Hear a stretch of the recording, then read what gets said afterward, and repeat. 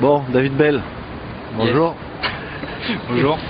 Alors tu parles pas beaucoup, on t'entend pas beaucoup, mais on te voit beaucoup surtout sur Dailymotion, sur internet avec tous les trucs du parcours. Et je voudrais que tu m'expliques à ta façon, qu'est-ce que c'est que le parcours, qu'est-ce que ça représente pour toi personnellement, d'où ça devient tout ça, parce que qu'est-ce qu'il y a derrière l'acrobatie? Le parcours, en fait, ça représente tout pour moi. C'est un art où je suis dévoué corps et âme, parce que ça me vient de mon père.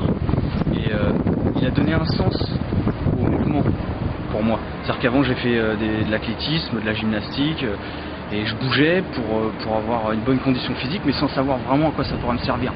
Et dès qu'il a commencé à me parler du parcours et de ce qu'avaient fait ses qualités physiques à lui, mais j'ai compris. J'ai compris pourquoi on bouge, pourquoi on a des bras, des jambes. Mais c'était quoi le parcours pour ton père? Le parcours, c'est une méthode d'entraînement, de préparation physique aux obstacles. Au cas où tu as un problème pour toi, pour protéger toi, ta famille. Donc c'est le parcours du combattant? C'est comme le parcours du combattant, mais en milieu urbain. Plus étendu et en milieu urbain. Ouais. Et de ça est né un peu le parcours freestyle, ou ce qu'on voit plus maintenant, des mecs qui vont faire des sauts en faisant des vrilles, des choses complètement inutiles.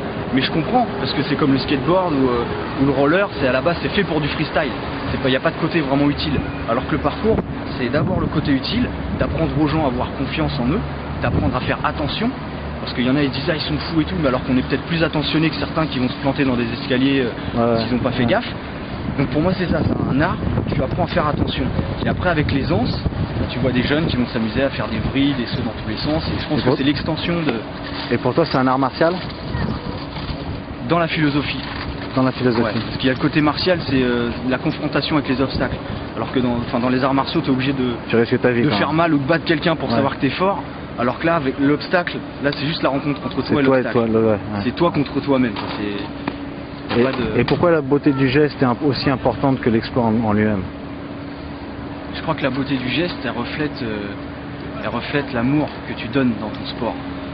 C'est l'expression, faut pas chercher à faire le mouvement pour qu'il soit beau, c'est à force que tu aies de l'aisance, le mouvement devient beau. Comme je sais pas, un singe ou un puma qui va passer une rivière, on se dit c'est joli, mais lui quand il saute la rivière, il se dit pas j'essaye d'être joli, il essaye d'être le plus juste, le plus en accord possible. Avec ses capacités physiques. Donc je pense que c'est vraiment avec les années et tout ça que il commence à y avoir une gestuelle, quelque chose qui ressort, mais il faut vraiment travailler pour le côté utile au départ.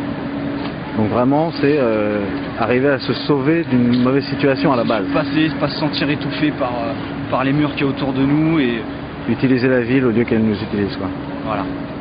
Belle philosophie, mec. Bon courage. Merci.